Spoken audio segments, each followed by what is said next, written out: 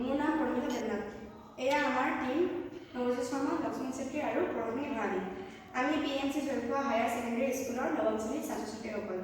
আমি আমাৰ মডেলটোৰ নামাকৰণ কৰিছোঁ ছেভ নাইট ড্ৰাইভ বুলি, কাৰণ এই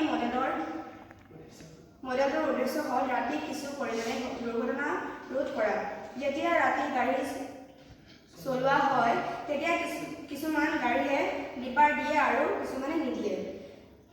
যিবোৰ গাড়ী চালকে ডিপাৰ নিদিয়ে সেইবোৰৰ বাবে আমাক ৰাতি গাড়ী চলাবলৈ অসুবিধা হয়।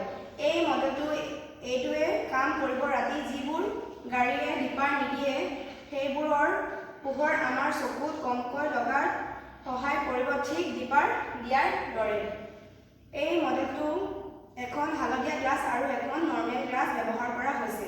হালধীয়া গ্লাছ ব্যৱহাৰ কৰাৰ কাৰণ হ'ল হালধীয়া গ্লাছৰ মাজেৰে চালে হালধীয়া আৰু বগা উজ্জ্বল পোহৰ আমাৰ চকুত কমকৈ পৰে। গাড়ীৰ হেডলাইটৰো পোহৰ ঠিক হালধীয়া বা বগা পোহৰেৰে দেখা যায়। এই মডেলটোৰ কাম কেনেকৈ কৰিব? ৰাতি গাড়ী চলাওঁতে যিবোৰ চালকে ডিপাৰ নিদিয়ে বাবে গাড়ী চলাবলৈ অসুবিধা পায়, সেইবোৰ চালকে ছুইচ দিলে অট'মেটিক হালধীয়া গ্লাছখন আহি লাগি যায়।